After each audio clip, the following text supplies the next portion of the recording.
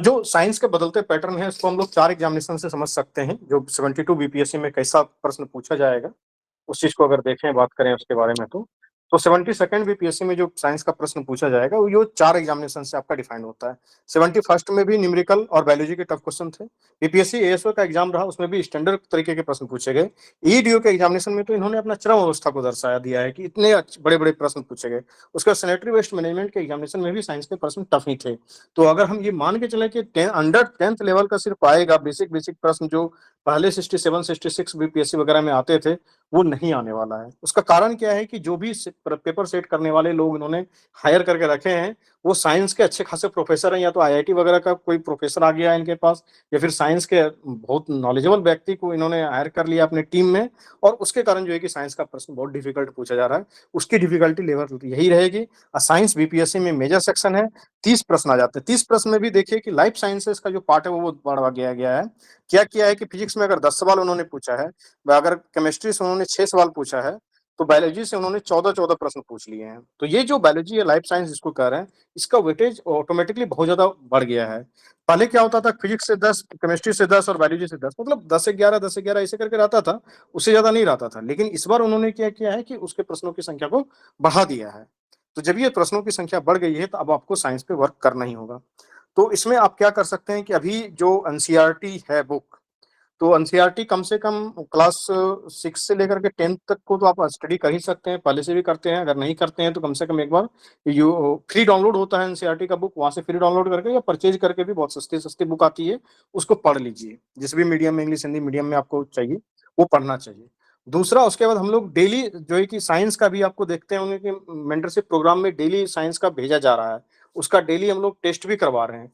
उसको ज़रूर आप फ़ॉलो कीजिए और वहाँ से पढ़ना स्टार्ट कीजिए, क्योंकि उसमें जो बुक लिया गया है, मैंने खुद सजेस्ट किया है, वो काफ़ी स्टैंडर्ड जो है कि सोर्सेस वहाँ आपको अवेलेबल करवाए जा रहे हैं, तो उसको पढ़ना आप ज़रूर स्टार्ट कीजिए, तो वहाँ से भी आप साइंस को जो है कि आप कवर कर सकते हैं।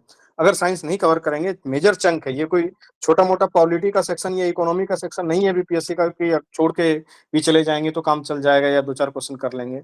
मेजर सेक्शन है, कम से कम साइंस में पहले हम लोग 25 नंबर तक रहते थे कि 25 से 28 मार्क्स तक आ जाता था साइंस में। अब आपको कम से कम 18-20 मार्क्स भी तो गेन करना पड़ेगा ना। 20 मार्क्स, 22 मार्क्स अगर गेन नहीं होगा साइंस में, तो फिर आप कहाँ से मार्क्स लाएँगे? और जो इतना टफ क्वेश्चन पूछने के बाद भी आप 71st बीपीएससी का कट ऑफ देख रहे हैं 88, तो वो कट ऑफ भी तो क्रॉस करना है। अभी आपको सिंपल सा टारगेट रहना चाहिए कि 100 प्लस मार्क्स आने चाहिए अभी आपके टेस्ट में। अगर इससे कम आ रहे हैं, तो आपकी स्ट्रैटेजी में दिक्कत है, आप रेगुलर पढ़ नहीं रहे हैं, या जो भी कर रहे हैं। हम लोग अब क्या कर रहे हैं कि मेंटरशिप वाले प्रोग्राम में एक विशेष व्यवस्था ये किया जा रहा है अगले दिन से, कि आपको डेली अपना होमवर्क जो है कि एक तो टारगेट यहाँ जो दिया जा रहा है वो, साथ के साथ एडिशनली आप क्या-क्या आज पढ़ रहे हैं, आपको सवेरे 7 बजे जो है कि ग्रुप में डालना होगा, और फिर रात में उसकी रिपोर्ट ली जाएगी कि आपने क्या-क्या पढ़ा है और क्या-क्या बाकी आप करा है। दिन भर आप क्या किए थे? आज आपने दिन भर पढ़ाई क्यों नहीं किया? जब तक अकाउंटेबिलिटी के साथ पढ़ाई नहीं होगी, तब तक आपका जो है कि ये निकलने वाला नहीं है। तो दूसरा करंट अफेयर भी उन्होंने इसी तरीके से पूछा है।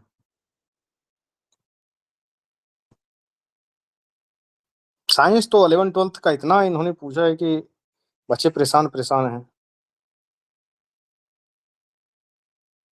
देख रहे हैं? ये इस तरीके का प्रश्न बीपीएससी पहले नहीं पूछता था कि भू-तापीय ऊर्जा नीति 2025 के बारे में सही कथन बताइए। 1, 2, 3 फुट, उसके बाद फिर उसमें से कौन-सा फुट सही है, उसके बारे में। तो इस लेवल का प्रश्न पूछा जा रहा है। आपको जनरल मैगज़ीन से काम नहीं चलेगा, स्टैंडर्ड्स मैगज़ीन्स आपको पढ़ने पड़ेंगे, तभी जो है कि आपका ये बीपीएससी का काम हो सकता है। देखिए, जो महिला सशक्तिकरण पर राष्ट्रीय सम्मेलन का उद्घाटन 14 सितंबर 2025 को लोकसभा अध्यक्ष श्री ओम बिरला द्वारा किया गया। आंध्र प्रदेश के तिरुपति में महिला सशक्तिकरण पर संसदीय और विधायी समिति के 2 दिवसीय राष्ट्रीय सम्मेलन का आयोजन किया गया। इस तरीके का प्रश्न जो है कि जो न्यूज़पेपर बेस्ड करंट अफेयर होता है, जिसको कि स्टैंडर्ड मैगज़ीन में कवर किया जाता है, उस सोर्सेज़ से आपको इस पे काम करना होगा। अगर आप नहीं करेंगे तो फिर दिक्कत हो जाएगा। ये आपका जो है कि इकोनॉमिक्स का योजना का प्रश्न है, इसको आप करंट अफेयर में भी कर सकते हैं। अब देखिए कि इसी में कि सीपी राधाकृष्णन 12 सितंबर 2025 को उपराष्ट्रपति के रूप में शपथ ली थी। ये बात तो सबको पता है कि राधाकृष्णन साहब, लेकिन इनको जो है कि कितने उम्मीदवारों ने कितने वोटों के अंतर से हराया इंडिया गठबंधन में, ये प्रश्न पूछा गया है। तो ये तो खैर प्रिडिक्टेबल क्वेश्चन है, लेकिन इस तरीके से आपको हर एक फैक्ट पे ध्यान रखना पड़ेगा। तो आप क्या करें कि जो भी प्रश्न आए हैं, अभी 3-4 एग्ज़ामिनेशन का जो मैंने नाम लिया, एक आप देखेंगे कि हाँ, एक ज़िक्र किया गया है। हाँ, भारत की सबसे लंबी मालगाड़ी रुद्राष्ट्र शुरुआत की गई है, ये सही बात है, शुरुआत की है। ट्रेन लगभग 4.5 किलोमीटर लंबी है और इसमें 354 डब्बे हैं। अब 354 डब्बे हैं कि नहीं हैं, तो ये फैक्ट बहुत ज़्यादा पूछ रहे हैं। तो इसको आपको पढ़ना पड़ेगा। इसको ये प्रश्न पुराना है कि नेपाल के कौन से ग्लेशियर को जो है कि मृत घोषित किया गया है। तो ये जो याला ग्लेशियर था, ये वन लाइनर टाइप का प्रश्न है। तो अब आप यहाँ पे देखिए कि कौन है, किसको कौन-सा सही जोड़ी मेल खाता है, ये पूछा गया है। तो अगर हम लोग पहले क्या पढ़ते थे कि किसको जो है कि कौन-सा सम्मान पुरस्कार दिया गया है। लेकिन अब नहीं, उस सम्मान पुरस्कार में भी कि इस प्र जैसे मान लीजिए कि फ़िल्म फेयर के बारे में पूछा जा रहा है या फिर क्या कहते हैं जो एकेडमी अवार्ड होता है, उसके बारे में भी पूछा जा रहा है। तो उसका पूरा आपको चारों पाँचों के बेस्ट एक्टर कौन था, बेस्ट एक्ट्रेस कौन था, बेस्ट फ़िल्म कौन था, उसका पूरा सेक्शन याद होना चाहिए। उस लेवल तक का याद नहीं रहेगा, तो फिर बीपीएससी में बात नहीं बनेगी। तो मैम आपको बता ही रही हैं, तो 2 काम करना है। एक आपको क्या काम करना है कि जो वन लाइनर करंट अफेयर है, उसको भी पढ़ना है, उसको छोड़ना नहीं है क्योंकि वन लाइनर करंट अफेयर भी इसमें है बहुत सारा। मैं टाइम की कमी के कारण दिखा नहीं रहा हूँ। और दूसरा क्या है कि डिटेल्ड करंट अफेयर, जो डिटेल्ड करंट अफेयर है, उसको पढ़ना है। ये दोनों जब आप पढ़ेंगे, तो वन लाइनर मैगज़ीन वगैरह जो भी आप पढ़ते हैं, उस एक मैगज़ीन को मैम उसको करवा ही रही हैं और भी करवा देंगे और भी सर जो क्लास ले रहे हैं, तो वो लेते ही रहेंगे। जो डिटेल करंट अफेयर है, उसको भी पढ़ना पड़ेगा। ये दोनों जब आप पढ़ेंगे पूरा, तभी जाकर के करंट अफेयर का सेक्शन और साइंस का सेक्शन ठीक होगा। दूसरी बात, तीसरी बात मैं बता रहा हूँ, जो पॉलिटी के सेक्शंस हैं, उसमें स्टैंडर्ड सवाल पूछे जा रहे हैं। ज्योग्राफी का जो सेक्शन है, उससे ईज़ी तरीके के प्रश्न पूछे जा रहे हैं। पॉलिटी का क्वेश्चन जो है कि स्टैंडर्ड, तो ये जो स्टैंडर्ड प्रश्न पूछे जा रहे हैं, अगर पॉलिटी से 10 से 15 सवाल पूछे जा रहे हैं, तो आप इसमें टारगेट रखें कि 12 प्रश्न मेरा बनना चाहिए, उससे कम में बात नहीं बनेगा। ज्योग्राफी के 15-16 प्रश्न पूछे जा रहे हैं हमेशा। देखिए ज्योग्राफी के प्रश्नों का संख्या पहले 10 रहता था, लेकिन अब जो है कि प्रश्नों की संख्या बढ़ गई है। अगर बढ़ गई है प्रश्नों की संख्या, तो आपको क्या करना है कि ज्योग्राफी में एक अच्छी बात रहा है कि एईडीओ के तीनों पेपर में कोई भी ज्योग्राफी का बहुत डिफिकल्ट सवाल नहीं पूछा गया है। बहुत ही फैक्चुअल किस्म का सवाल पूछा गया है। सिंपल सा, अगर सीआरटी 11-12 किसी का पढ़ा हुआ है तो, नहीं भी अगर आपने पढ़ा है, तो कोई स्टैंडर्ड बुक जो भी आपने ज्योग्राफी का पढ़ के रखा है पहले से, उसमें जो भी फैक्ट है, अगर आपको आपका कमांड उस पे नहीं है, तो प्लीज़ हम्बल रिक्वेस्ट है कि जाकर के उस पे कमांड करने का प्रयास कीजिए। अच्छे से कमांड बनाइए ज्योग्राफी पे, ताकि जो ये पॉलिटी का सेक्शन है, ज्योग्राफी का सेक्शंस है, इसको जो आप इग्नोर करके बीपीएससी में जाते थे, अब आपको इग्नोर करके नहीं जाना है। इन सारे सेक्शंस से मार्क्स गेन करने हैं, क्योंकि आप अगर साइंस में 30 में से 20 नंबर लाते हैं, तो 10 नंबर तो आपको कहीं न कहीं से बढ़ाना पड़ेगा, 8 नंबर ना। तो वो 10 नंबर, 8 नंबर का सेक्शन जो है कि इन्हीं सब सेक्शन से बढ़ेगा। इन सब सेक्शन में ज्योग्राफी, पॉलिटी, इकोनॉमी में आपको मेहनत करने की आवश्यकता है। तो वो सारा चीज़ और आपको पढ़ना है और डेली-डेली जो है कि होमवर्क वगैरह दे करके भी उन चीज़ों को वो मेंटरशिप वाले सेक्शन में तो पूरा खत्म ही करवाया जाएगा। तो उसको डेली एकदम से आपको नहीं छोड़ना है कि डेली जो आपको होमवर्क दिया गया है, अभी साइंस चल रहा है, करंट अफेयर चल रहा है, चूँकि इस दोनों सेक्शंस को से इसलिए स्टार्ट करवाया गया है कि इसमें पूरा का पूरा ड्रास्टिकली चेंज हुआ है सिलेबस में। तो जो सिलेबस में चेंजिंग आया है, तो उस सिलेबस के चेंजिंग के हिसाब से अभी आपके पास थोड़ा-सा समय है, वैसे ज़्यादा समय नहीं रहा है बीपीएससी एग्ज़ामिनेशन में, मुश्किल से आपको 85-90 दिन के पास आपके पास समय बचा हुआ है। तो इस 80 दिन में आप क्या करने वाले हैं, यही आपका जो है कि एग्ज़ामिनेशन में तय करेगा कि आपका निकलने वाला है कि नहीं। दूसरा एक चीज़ ध्यान रखिए कि सरकार बदल गई है, 72 बीपीएससी के बाद कौन सी वैकेंसी कब आएगी, नहीं आएगी, पता नहीं है। आप देख रहे हैं कि टीआरई का आया हुआ वैकेंसी को इतना ये लोग लटका रहे हैं। कहीं से कोई वैकेंसी का कोई शोर वगैरह नहीं दिखता होगा अब आपको कि ये विभाग में ये नया पोस्ट क्रिएट किया गया। जब नीतीश कुमार जी थे, तो रेगुलर कुछ ना कुछ होते रहता था कि आज इस विभाग में इतना पोस्ट क्रिएट किया गया, इस विभाग में ये नई वैकेंसी निकलेगी। कुछ नहीं है, सारा शून्य पड़ा हुआ है। बिहार का फाइनेंशियल स्थिति बहुत ठीक है या नहीं है, जो भी है, वैकेंसी थोड़ी-सी कम होगी। अब फिजिकल प्रूडेंस एक शब्द होता है ना इकोनॉमी में, वो लागू किया जाएगा। तो आप 72 बीपीएससी को अंतिम बीपीएससी मान के तैयारी कीजिए। जी-जान लगा कर के 10-12 घंटा पढ़िए। जहाँ से जो मदद मिल सके वहाँ से मदद लीजिए, अपने से पढ़िए, ग्रुप बना के पढ़िए, लेकिन रेगुलर पढ़ना पड़ेगा। अगर नहीं पढ़ते हैं, तो बहुत दिक्कत हो रहा है। और जो भी बच्चे वो क्या कहते हैं इसमें रेगुलरली होमवर्क फॉलो नहीं कर रहे हैं 72 बीपीएससी के लिए, वो आप फॉलो ज़रूर कीजिए। जिनको भी समझ में नहीं आ रहा है होमवर्क कैसे है, क्या है, तो ये नंबर है, इस पे आप जाके कॉन्टैक्ट कर सकते हैं। इस पे व्हाट्सएप करेंगे, ये व्हाट्सएप नंबर है। तो ये आपको अपनाना पड़ेगा।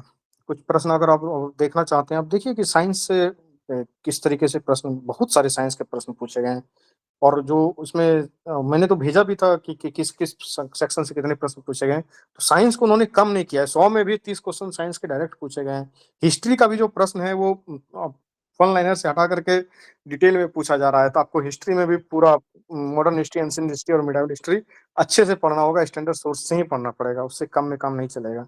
यही मैं जो कह रहा था ना कि कुछ प्रश्न अभी भी ऐसे हैं जो कि वन लाइनर टाइप के हैं करंट अफेयर में, तो ये सब प्रश्न आ जाए तो गलती नहीं होना चाहिए। तो इसके लिए आपको फैक्चुअल मैगज़ीन जो होता है करंट अफेयर वन लाइनर वो भी पढ़ना है, उसको इग्नोर नहीं करना है। इसी के लिए मैं बता रहा था। देख रहे हैं कि ये संघ और राज्य के बीच जो है कि विधायी संबंधों के संबंध में बताइए कि कितना अच्छा-अच्छा प्रश्न पॉलिटी से पूछा जा रहा है। ये सब गलत नहीं होना चाहिए। अगर ये सब गलत होगा तो फिर आपको मार्क्स कहाँ से आएँगे? उसके बाद ये यूरिया गोल्ड के बारे में पूछा गया है कि यूरिया गोल्ड में सल्फर के साथ मिश्रित करता है। अब एक-एक करके देख सकते हैं जो भी प्रश्न पूछे गए हैं करंट अफेयर से, वो डिटेल्ड में ही पूछे गए हैं, ज़्यादा प्रश्न उस तरीके के हैं। पॉलिटी से संबंधित प्रश्न पूछा गया है, जो 98वाँ संविधान संशोधन हुआ था, उसके बारे में। अच्छे से इसको पढ़िए और नहीं होगा तो इसके जो क्वेश्चन्स के डिस्कशंस हैं, वो डिस्कशंस करवा देंगे जल्दी से ताकि एक फ्रेमवर्क आपके दिमाग में बैठा हुआ रहे। तो उसमें कैसे प्रश्न पूछे जाते हैं, अध्यक्ष से संबंधित, सुनिश्चित की जीवित मंत्री से संबंधित, की राष्ट्रपति जी से संबंधित। संविधान ने भारत को राज्यों का संघ बताया है, ना कि एक संघ। भारतीय राजनीति एक अविनाशी संघ बनाने के लिए राज्यों के बीच समझौता का परिणाम है। तो इस तरीके के जो अच्छे प्रश्न पूछेंगे, पॉलिटी वगैरह गलत नहीं करना है, मेरा कहने का मतलब ये है। ये चुनाव सुधार के संबंधित जो समिति है, चाहे गोस्वामी समिति हो, तारकुंडी समिति हो, ये सारे के सारे समिति जो है कि चुनाव सुधार से ही संबंधित है। और उसके बाद यहाँ पे भी आप देख सकते हैं कि संविधान में मुख्यमंत्री के चयन और नियुक्ति का कोई विशिष्ट प्रक्रिया नहीं है। वर्तमान में मुख्यमंत्री मृत्यु के बाद यदि सत्तारूढ़ दल किसी नेता की नियुक्ति करता है, तो राज्यपाल को नए नेता को मुख्यमंत्री नियुक्त करना होगा। तो ऑब्वियस सी बात है, ये सब बहुत ईज़ी प्रश्न है। ये बिहार स्पेशल से प्रश्न अच्छी बात है कि अभी भी टफ नहीं पूछा जा रहा है। एक आध जो 14 तारीख को एग्ज़ाम हुआ था, उसमें 1-2 प्रश्न टफ थे, ठीक है? और कुछ प्रश्न जो है कि अभी भी वन लाइनर टाइप के हैं, तो ये जो वन लाइनर टाइप का प्रश्न है, ये किसी भी सूरत में गलती ना हो क्योंकि अगर आपने ईज़ी क्वेश्चन में गलती कर दिया, जो हर व्यक्ति बना रहा है, ईज़ी टू मॉडरेट क्वेश्चन में अगर गलती हुआ, तो ऐसा प्रश्न आ रहा है बीपीएससी में भी कि तुरंत आप बाहर हो जाएँगे, तुरंत बाहर हो जाएँगे। 1 से 2 क्वेश्चन भी अगर आप सिली मिस्टेक कर दिए या आसान प्रश्नों में आप चूक गए, तो ये समझ के चलिए कि आप बाहर हैं रेस से। इसलिए गलती अब नहीं होना चाहिए। पहले था कि ऑप्शन रहता था कि 2-4 प्रश्न भी इधर-उधर हुआ तो काम बन जाता था। अब नहीं हो पाएगा। अब देखेंगे कि ये जो मैं बात कर रहा था ज्योग्राफी के बारे में। ज्योग्राफी के बारे में देखिए कि कितना आसान-आसान सा प्रश्न पूछा जाए, शेषाचलम, सिमलीपाल, मानस, याम, दिबांग कहाँ है? बस इसको मिलान कराना है। तो ये ग्लेशियर के बारे में ये आसान है कि भारत की सबसे ऊँची हिमालयी चोटी कौन-सी है? तो ये आसान प्रश्न पूछा गया है, तो आसान प्रश्न गलती नहीं होना चाहिए किसी भी सूरत में ज्योग्राफी का। तो अब आपको थोड़ा-सा पैटर्न बदलना पड़ेगा पढ़ाई का। क्या पैटर्न बदलना पड़ेगा?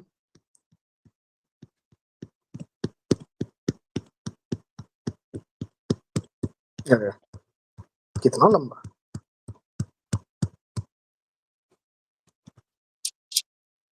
पॉलिटी, ज्योग्राफी,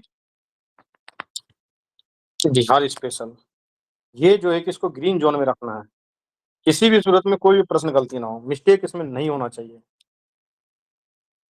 बिल्कुल भी नहीं होना चाहिए। अब क्या रहा उसके बाद फिर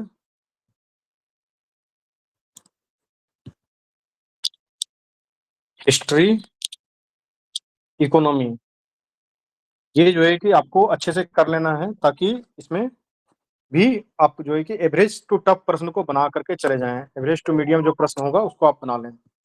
बात रहा साइंस का और करंट अफेयर का और ये मैथ रीजनिंग इसको यहीं पे आप ले लें। मैथ रीजनिंग को आप आसानी से आप यहीं से देख सकते हैं। मैथ रीजनिंग का जो है कि क्योंकि 10 प्रश्न आते हैं, उसमें मैथ रीजनिंग में भी आपको काम करने की आवश्यकता है। आसान पूछे जाते हैं, 10 में से 10, 10 में से 9 इससे कम मत सोचिए इसके बारे में। ये जो साइंस है और करंट अफेयर है, इसमें आपको क्या करना होगा, साइंस नए सोर्सेज़ से, नए तरीके से आपको फिर से पढ़ना पड़ेगा। मतलब अगेन रीड करना होगा, क्लास करना होगा, समझना होगा चीज़ों को पहले रीड करना होगा अच्छे से। उसके बाद करंट अफेयर जो है कि नए-नए सोर्सेज़ से आपको पढ़ने होंगे। ये न्यू सोर्सेज़ में आपको जाने होंगे। जब आप इस स्ट्रैटेजी पे काम करेंगे, तभी जा कर के जो है कि 72 यूपीएससी में आपका बात हो सकता है। तो इन्हीं चीज़ों पे काम कीजिए क्योंकि समय भी बहुत ज़्यादा हो गया। तो आज हम लोग सेशन को यहीं ऑफ करते हैं। अगर किन्हीं का कोई प्रश्न है तो पूछ लीजिए।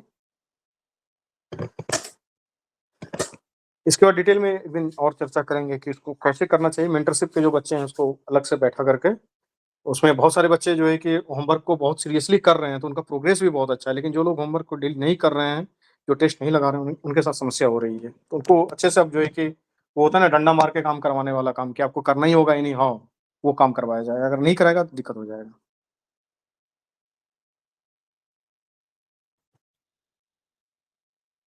कोई क्वेश्चन है किन्हीं का? सर मेंटरशिप में जुड़ने के लिए क्या करना पड़ेगा?